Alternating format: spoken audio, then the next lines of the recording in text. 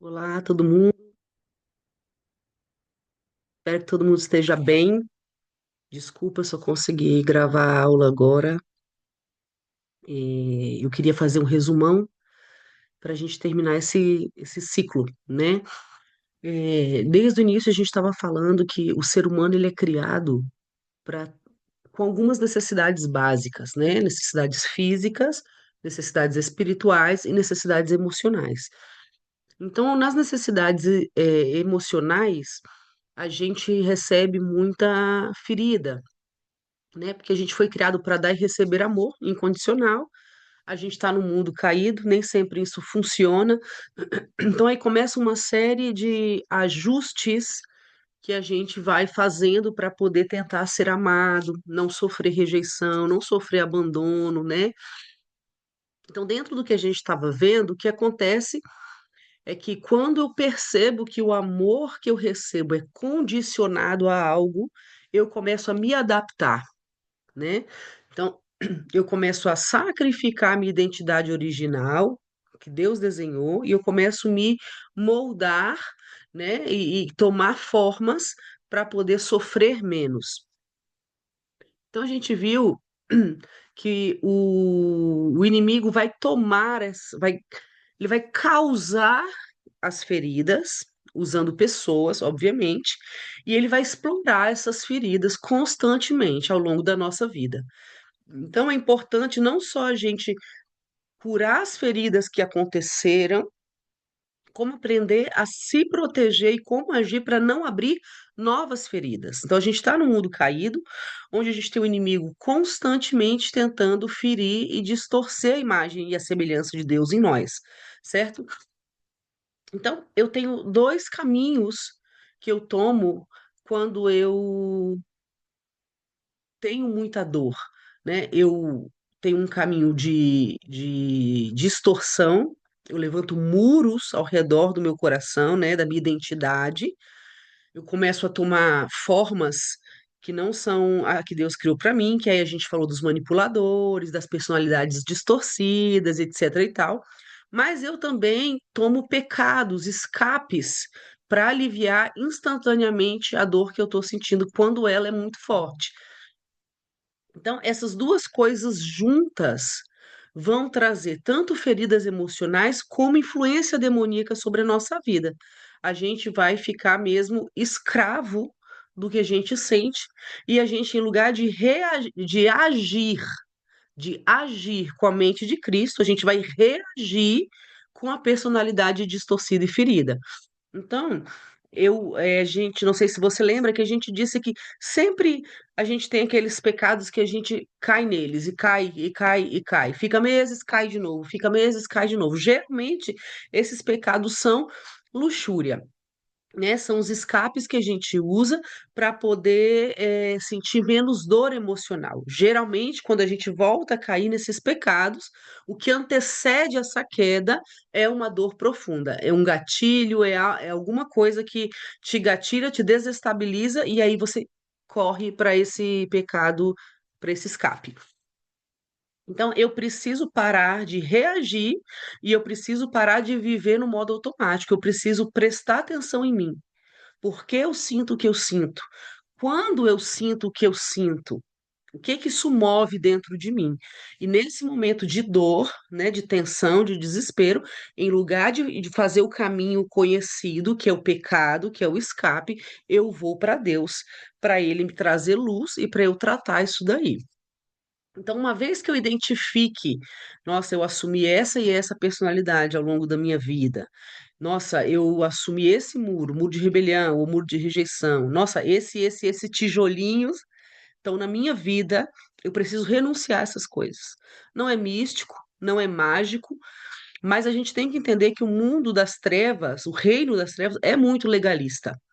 Então, eu preciso dar nome aos bois, né? Eu preciso sentar com o Senhor e eu preciso dizer, Senhor, eu me arrependo, eu renuncio a essa forma de viver.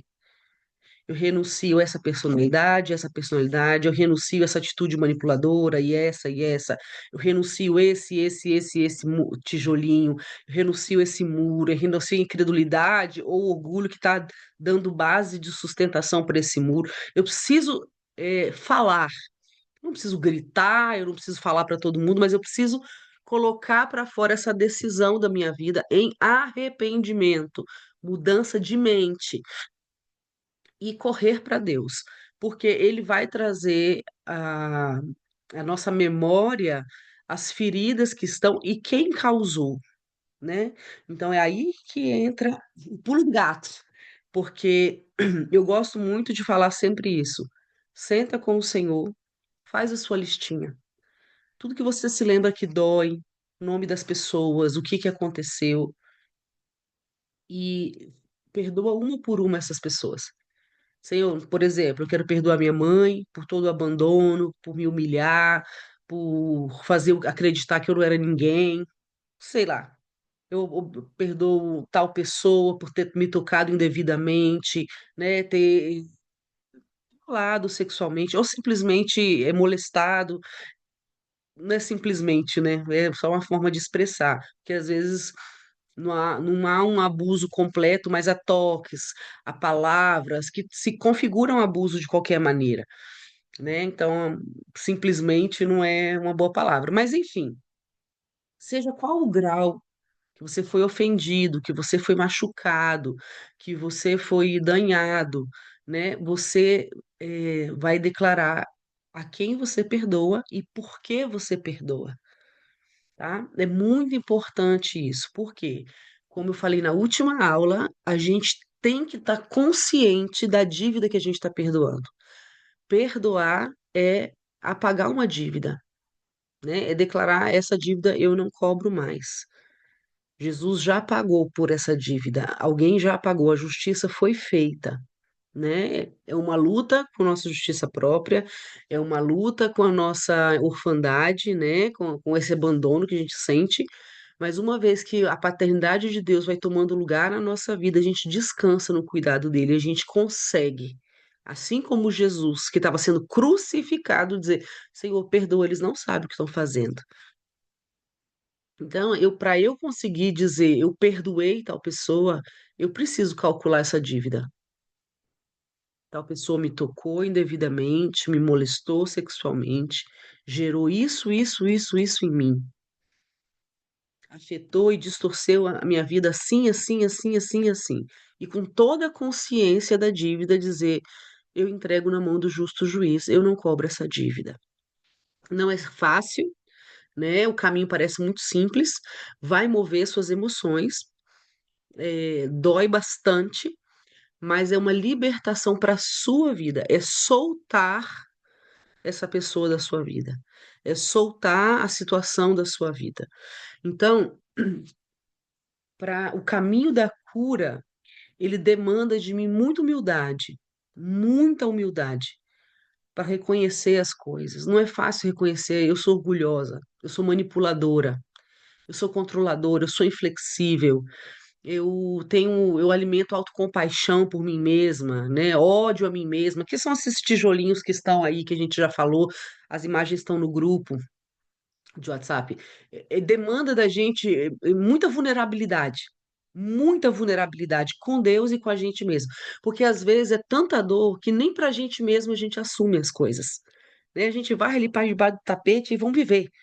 Só que aquele negócio fica ali e vai guiar a sua vida, porque você vai reagir baseado na ferida, você não vai reagir como uma pessoa sã, saudável, emocionalmente falando. Então, vai demandar de nós muita humildade e muita vulnerabilidade. E ser vulnerável, né, literalmente, é correr risco, é estar à mercê de. Só que quando você é vulnerável para ser curado, você está à mercê de Deus. Você está à mercê da graça de Deus. Você está à mercê desse ser maravilhoso que entregou o único filho por você. Será que ele não vai te dar todas as outras coisas? Será que ele não vai te curar? Será que ele não vai te cobrir? Será que ele não vai preencher as faltas que estão aí? Então, ser vulnerável para Deus é o maior ato de amor que você e de confiança que você pode ter, né? Jesus foi vulnerável, né? Imagina Jesus sendo Deus, se fazer carne, nascer da barriga de uma mulher, de carne e osso, ser amamentado por essa mulher, ser lavado por essa mulher, se submeter a essa mulher, a criação dessa mulher e desse homem, porque José foi pai. Então, se submeter à criação de seres humanos falíveis como nós, passar toda a sua vida, porque ele só começa o ministério com 30 anos, então tudo que ele passou aí. Então, Jesus foi extremamente vulnerável. E ainda quando ele era adulto, né, a gente vê ali quando ele vai orar, ele vai para o jardim, e ele pede os discípulos: "Ó, vigia comigo, ora comigo, porque eu estou extremamente angustiado." O Deus que pouco tempo depois ia morrer por nós, salvar todos nós, ele se vulnerabiliza e diz: ora comigo, vigia comigo, porque eu estou muito triste, eu estou muito angustiado. Então Jesus foi o tempo todo vulnerável. O tempo todo vulnerável. E até mesmo na cruz, né? Quando ele fala Elohim, Elohim, lama sabachthani, Deus meu, por que que o Senhor me desamparou? Imagina, diante da humanidade ali, de todas aquelas pessoas, esse clamor da alma de Jesus. Então, Jesus é um exemplo de vulnerabilidade para nós. Uma das coisas mais libertadoras que a gente pode fazer. Aqui no Chile tem uma frase que eu gosto muito, que é es lo que hay. No Brasil seria mais ou menos, é o que tem para hoje, né? Ou é o que tem. É você olhar para Deus e falar, Senhor, es lo que hay. É o que eu tenho, é o que eu consegui ser. Mas a diferença da psicologia humana, a diferença do pensamento do mundo, não é isso e acabou, né? É diferente do mundo, a gente diz, Senhor, isso é o que eu consegui ser. Mas agora eu entrego tudo para ser quem eu posso ser no Senhor. Agora eu deixo a minha maneira de ser, eu deixo o que eu entendi que está distorcido para ser quem o Senhor desenhou que eu fosse, confiando, crendo que o Senhor pode fazer isso. Que aquele que me criou pode me restaurar, que aquele que me criou pode me renovar, que aquele que me criou pode me fazer de novo, né? Porque em Cristo nós nascemos de novo. E Ele vai transformando a gente através do Espírito Santo de glória em glória, a imagem de Cristo Jesus. Então, amados, é muito importante o reconhecimento das feridas e dos feridores, né, dos que nos feriram, o reconhecimento dos pecados sem justificativas. Mas é que, sem mais, eu corri para esse pecado. Feridas, os que me feriram, os meus pecados. Preciso pedir perdão pelo que me toca a mim, né? As feridas que eu alimento, as personalidades que eu assumi, as manipulações que eu faço, os pecados que eu uso como escape. Eu preciso reconhecer e pedir perdão ao Senhor de verdade sobre isso. E eu preciso perdoar as pessoas.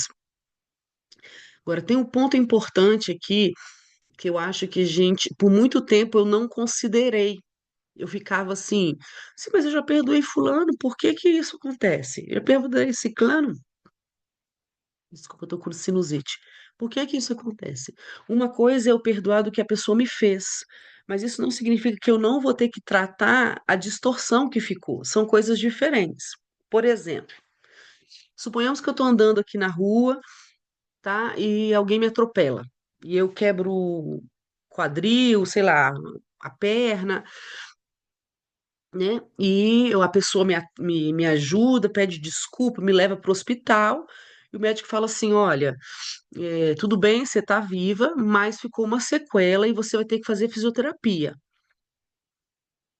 Então eu não posso dizer assim, não, mas eu perdoei o cara que me atropelou, então eu vou conseguir andar normal. Eu não preciso fazer fisioterapia porque eu já perdoei quem me atropelou. Não faz nenhum sentido, fisicamente. E emocionalmente não é diferente.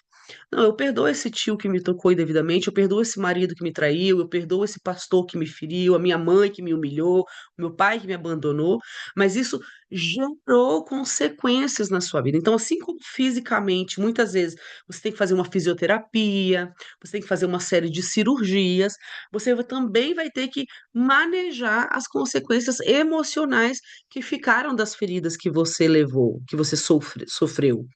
Entende? Então, muitas vezes, na maioria das vezes, não muitas vezes, é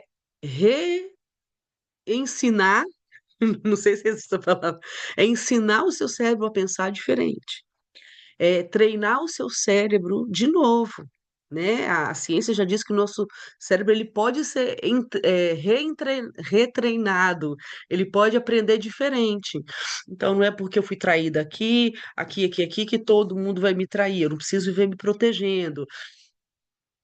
Por exemplo, não é porque um cachorro me mordeu que todos os cachorros vão me morder, entende? Então, essa estrutura psicológica, psicoemocional que se desenvolve através da ferida, ela vai ter que ser derrubada e você vai ter que reaprender a viver, só que agora curado. Então, muitas vezes você vai lembrar de uma situação que você já perdoou de todo o seu coração, né? Você já tomou a decisão, mas você vai perceber que ainda você reage algumas vezes como se tivesse ferido. Claro, porque de- imagina que você torceu, que uma árvore nasce e vai torcendo assim, né? Ela vai. Então, para você endireitar essa árvore sem quebrá-la, sem perdê-la, é todo um trabalho, entende? Então, não confundir falta de perdão com tratar as consequências. Perdoar é instantâneo. Eu decidi, não vou cobrar essa dívida. Quando vou voltar todas essas emoções, você reafirma o perdão até você lembrar sem doer. Você volta a reafirmar o perdão. Mas muitas vezes a consequência, o tratar a consequência vai demorar, vai levar um processo. Entende? Então, nós que somos cristãos, né, aí tem ministérios de aconselhamento, de cura, de libertação e papapá. Existem terapeutas cristãos, psicólogos, enfim, dependendo da profundidade, do porte desse trauma, talvez precisar mesmo de um especialista na área de saúde mental, um psiquiatra, um psicólogo, enfim, terapeuta, essas coisas. Mas isso não significa que você não perdoou. São coisas diferentes. Imagina que você está só fazendo fisioterapia da alma, entendeu? Mas que isso vai voltar para um lugar depois. Como o perdão é uma decisão, ele é instantâneo, e com o tempo as emoções vão se submetendo a essa escolha e vão se acomodando à nova realidade da sua vida. Lembrando que Deus, ele entende a nossa estrutura. Em Salmo 103 diz que ele sabe a nossa estrutura, ele sabe que nós somos pó. Muitas vezes é a gente que esquece, né? É a gente que esquece. Eu estava conversando com uma irmã, segunda-feira, eu acho, e ela falando, não, sábado, e ela falando que o pai dela é pastor, e uma das vergonhas que o pai dela tem é de que as pessoas saibam que uma filha dele está fazendo um tratamento psiquiátrico. E eu fiquei pensando nisso, sabe? Porque às vezes a gente tem certos preconceitos com algumas coisas. Como crente, né, a gente tem preconceitos.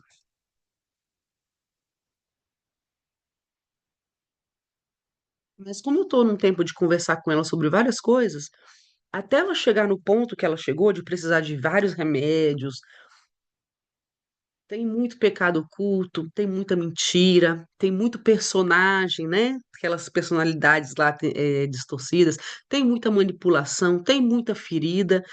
Então, o que que acontece? Chega num extremo, porque qual é a base da loucura? Simplificando, a base para você ficar louco é negar sua consciência.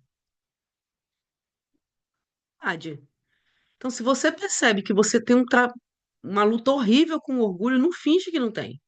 Se você percebe que você tem uma dificuldade tremenda de confiar nas pessoas, que você acha que elas vão embora, que elas vão te trair, que elas vão te abandonar, não finge que não tem. Trata o que tem que tratar.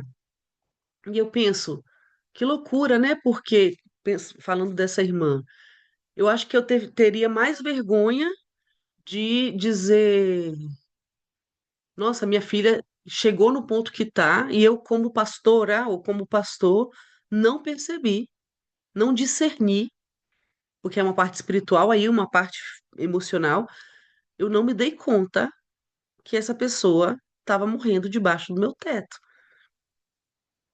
E com ela eu falei, você tem que separar uma coisa da outra aqui. Uma coisa são as feridas que você sofreu, outras coisas são os pecados que você deu legalidade e fingiu que não tinha cometido e seguiu a vida como se nada. Então aí você é uma mistura de coisa psicológica com o mundo espiritual tremenda. É para ficar doido mesmo. Então, se eu posso te dar um conselho, não fuja da sua realidade. Assume ela. Assume a sua realidade. Vai igual no Brasil, né? Assume seus BO, que a minha responsabilidade é, sem justificar. Assume o que não é sua responsabilidade, mas que te feriu. Seja responsável com as consequências, tanto das suas escolhas quanto das feridas que fizeram em você, para você não enlouquecer, entende? Deus não se relaciona com personagens. Deus só se relaciona com pessoas reais. Ah, mas eu sou muito ferida, Priscila, eu sou muito problemática. Bem-vinda ao clube, todos nós somos. Todo no mesmo barco. Mas Jesus só pode chegar naqueles que reconhecem que são enfermos. Ele veio para os enfermos, ele veio para nós. O Deus eterno enviou seu único filho exatamente por isso, para nós, os enfermos, os doentes, os que reconhecem, eu preciso. Se tem alguém que precisa do Senhor Jesus, sou eu. Se tem alguém que precisa de libertação, de cura, sou eu. Se existe alguém que precisa de ter um caráter transformado, sou eu. Pode entrar na minha vida, Senhor. Faz o que tem que fazer. E aí sim experimentar a graça de Deus. E aí sim conhecer a verdade, que é Jesus, e ser livre de verdade. Então, esse resumão aqui, bem resumido mesmo, para fechar esse ciclo de cura, meu conselho, relembrando, reconhece, confesse, busque ajuda se precisa, dá nome para os bois, qualquer dúvida que vocês tiverem. Eu botei no grupo aí as imagens dos muros, das personalidades, dos manipuladores, de cada tijolinho, de cada muro. Botei o livro, se você quer ler mais profundamente, né? Porque se a gente fosse dar o livro inteiro, a gente ia levar uns 3, 4 meses. É muito longo. É, luta por você, porque a parte de Jesus ele já fez. E qualquer dúvida que vocês tiverem, vai no grupo, escreve lá, pergunta sobre a parte prática mesmo. Pri, como eu faço isso daqui? Como eu orei assim, assim, tá bem assim? Tem algo que eu posso fazer? Eu quero ajudar, se eu puder, tá? Porque realmente esse entendimento tem mudado a minha vida. Graças a Deus, através dele, eu posso ajudar muitas pessoas. E o meu conselho é para você, não seja vítima. Não fique nesse lugar de vítima. Assume a sua vida com Deus e muda. Muda porque é possível, tá bom? Amo muito vocês. Eu estou muito feliz com o grupo que a gente fez. Eu estou muito feliz com o que Deus está fazendo, com as coisas que vocês me contam. E já já a gente vai voltar com os estudos. Vamos ver aí uns temas para a gente poder compartilhar, tá bom? Fica com Deus, gente.